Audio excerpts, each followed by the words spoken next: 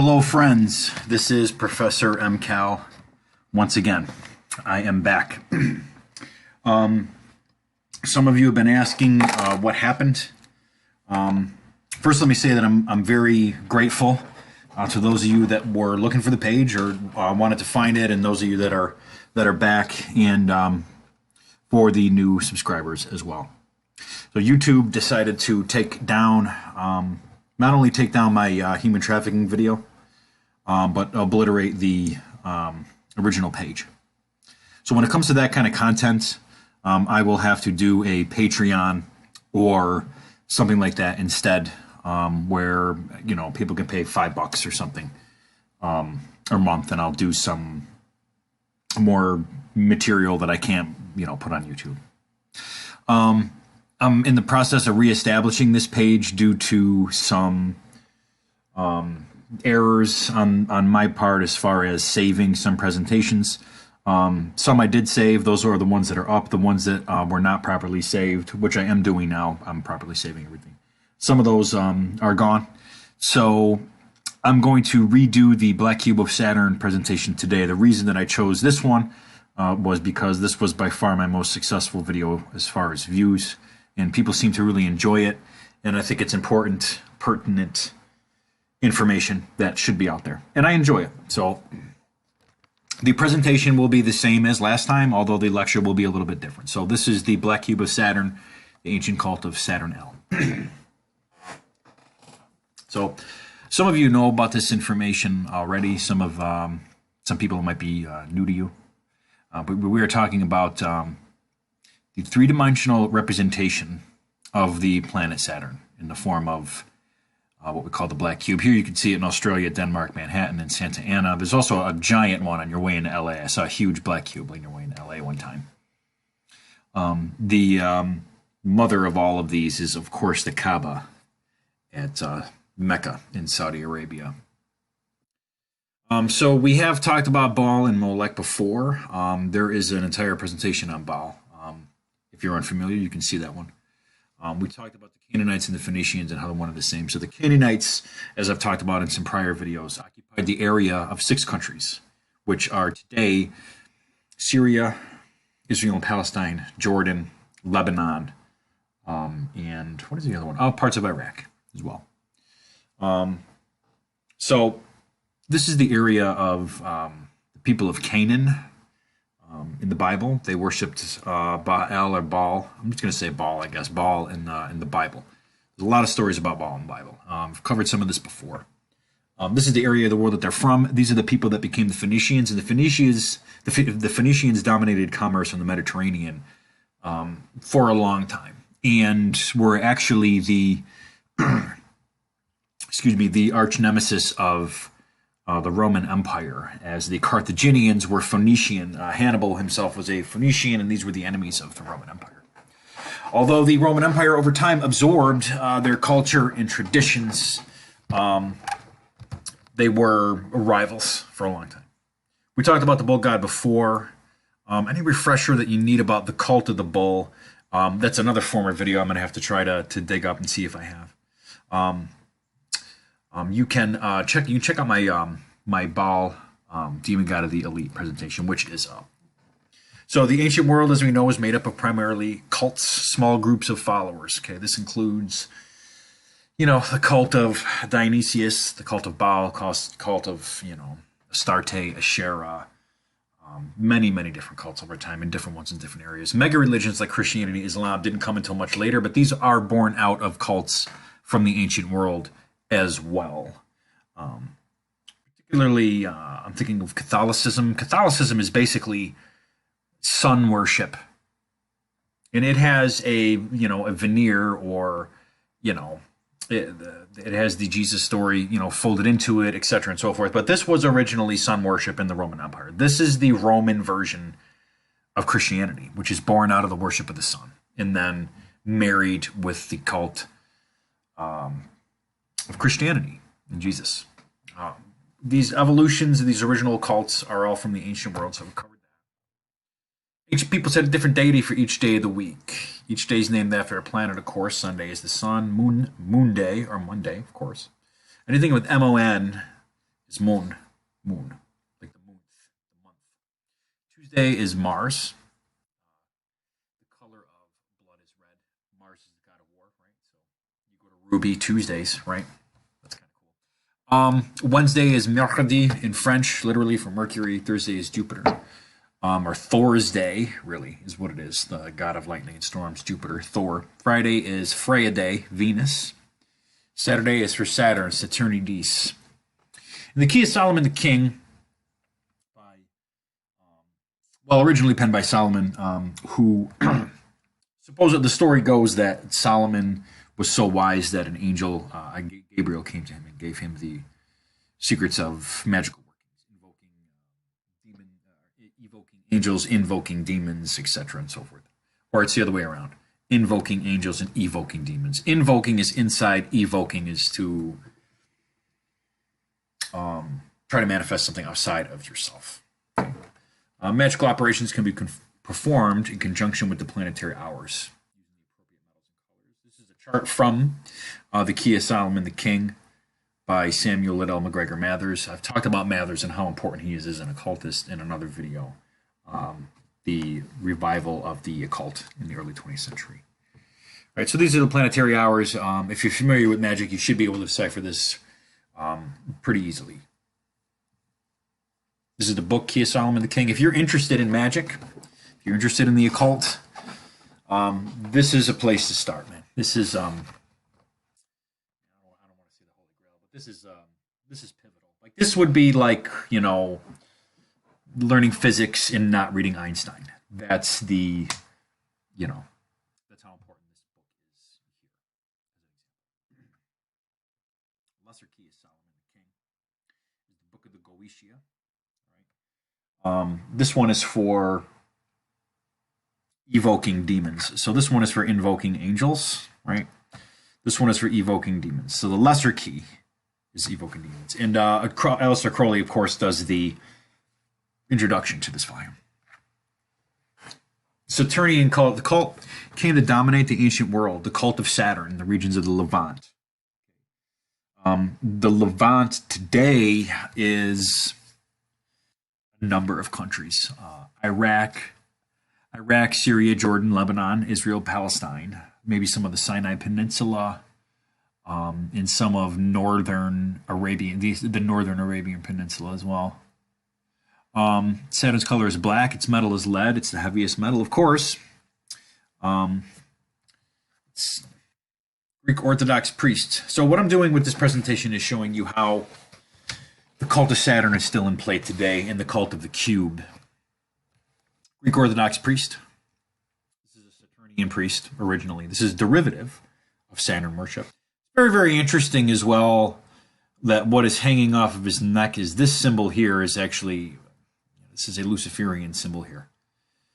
You can look it up. Look up the symbol of Lucifer, you know, and the symbol of like the Google Play logo, for example, is another example. That is the same. It's the same symbol but turned on its side. This is actually a Luciferian symbol here. Now, I'm not saying that this priest is Luciferian or that Greek Orthodox is Luciferian, you know, but these things are all folded into and imbued and impressed permanently on these religions. All of these philosophies, the dark stuff, the light stuff, it's all there in some form. These are some Bulgarian priests, Orthodox priests. So you can take a wild guess where this stuff evolved from. I mean, look at the complex symbolism with these guys. This is really interesting stuff. Really interesting. I could do a whole presentation just on the symbolism present here with these. Islam, of course, the color of Saturn is black. Islamic women wear all black, of course. I shouldn't say Islamic women, but in Saudi Arabia and Iraq and Afghanistan, I think it's primarily black. Not all Muslim women choose to wear black, but traditionally in Arabia, they do. Here's an Orthodox Jew with the black cube on his head.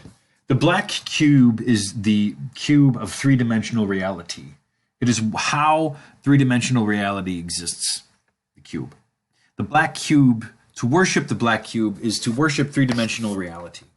The two-dimensional hexagram that is on the northern pole of Saturn, you can go look this up, go to NASA's website. That is a hexagram. Okay, if you pull a two-dimensional hexagram into the third dimension, what it becomes is a cube. Saturn's color is black. This is all derivative of the worship of the planet Saturn. There's the time cube across the world.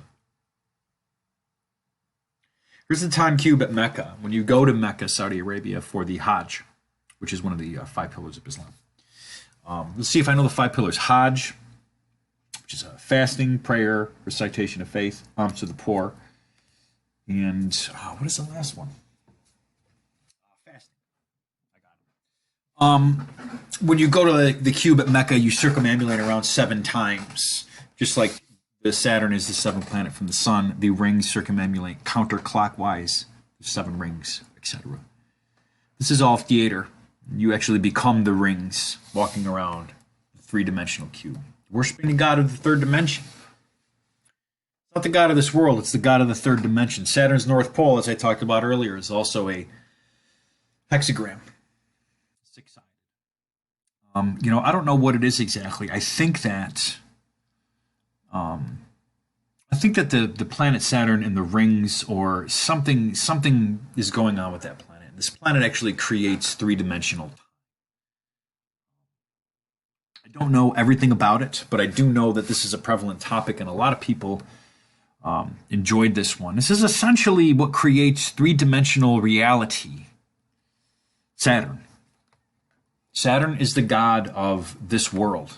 Some of you know about the Saturn moon matrix stuff as well. I don't know as much about that. If anybody knows more about this, please enlighten me in the comments. I'd love to talk about it. I'd love to learn more about it. Let's move on. Okay, so here's another example. Saturn is the ruler of time. Like Kronos in Greek was the reaper, right?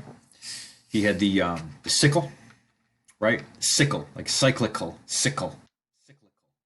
Right? Over and over again. Time. Okay? Saturn is the ruler of time. In the Bible it says, thou cannot wage war against the beast. Why? Because the beast is time. The beast is time. Given enough time, everything dies, everything breaks down, and you lose everything that you love. Given enough time. Shiva is a representation in the Indian tradition of Saturn. Shiva is the destroyer. Time is the great destroyer. Saturn, or Satan, if you go to the Middle East or the Far East, it doesn't sound like Saturn, it sounds like Satan. If you use English, Satan, right? Satan is time. The serpent, the snake, the Ouroboros, the snake biting its own tail. Saturn is the beast in the Bible. No one could wage war against the beast. Like I said, the beast is time. Given enough time, everything is destroyed. So I kind of covered everything on this slide already. I guess I'll move on from here. I haven't done this presentation in a while. Here's the 3 big monotheistic religions that led to Saturn. Not that they are the only 3, but these are the major ones. There's the crescent moon. Saturn, which Saturn's rings are the crest of the Nike swoosh, the Newport cigarettes logo. That's a Saturn ring. Okay, the black cube at Mecca. All right, there's a 2D cube, which equals a hexagon. It's in the Star of David. We looked at the North Pole of Saturn. The cross unfolding into a cube right here. Excuse me, the cube unfolding into a cross. 6 sides. So Christianity is also present here as well. Here's the Christian cross right here. Right? And the sickle, like the hammer and sickle, right? Here's another Orthodox Jew praying with the tefillin, the black cube on his head. All of this black cube worship is Saturn worship.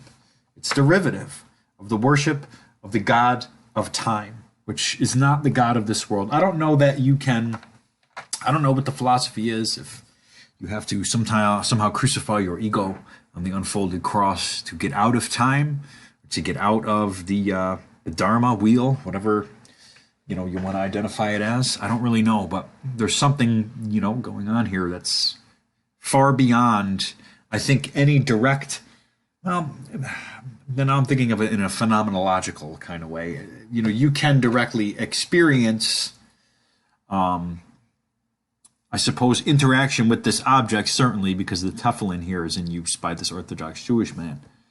So you can have interaction with it, conscious interaction with it and through it. But to fully understand it, I don't know. You'd have to I don't know, I suppose you'd have to both be able to subjectively and objectively understand it.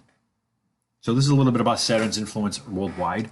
29 and a half years is the Saturn cycle. The World Trade Center, of course, which was a human sacrifice ritual, founded in 1971, destroyed in 2001, 29 and a half years apart. It was built and then destroyed when Saturn was in the same place. That took 29 and a half years. It's all about Saturn. Saturn's a god of time and judgments. All this world is all about Saturn.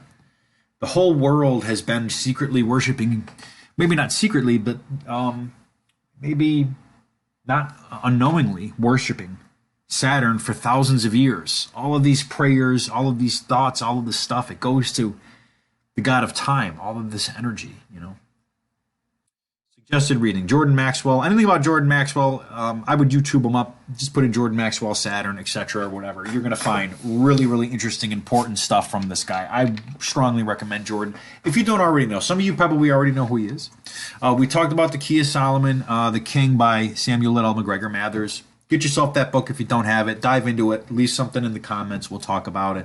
It's a book I've been studying for years. I have a few volumes of it. It takes some time to understand, but it is also fun at the same time. I mean, you could get it and kind of start enjoying it, although it will take a lifetime to really understand how to do what's in there or to undertake it yourself. There's a guy named Poke Runyon who, spell how it sounds, I guess, who does a lot of work with Solomon's magic in his own magical temple. You could YouTube him up as well. Amazing guy. Training and Work of an Initiate by Dion Fortune. I talked about Dion and her contributions to the occult and occult literature in the early 20th century in another video. And The Mystical Kabbalah by Dion Fortune will help you as well. Kabbalah is another real key to understanding all of this stuff as well. I'll have to maybe do a video on just Kabbalah and try to break it down a little bit and start opening up some conversations about that. Please give me some suggestions. How am I doing? Am I explaining these things clearly? What other ways can I make myself more clear? What can I do to help you? And if you have any other topics or critiques, suggestions, please feel free to leave them in the comments. I ask you just to remain respectful to one another. I promise I will always remain respectful. Or this channel. That's it. Thank you very much for tuning into this one, guys. I'm going to have more for you very, very soon, and we will together get this page rolling again. Thank you so much.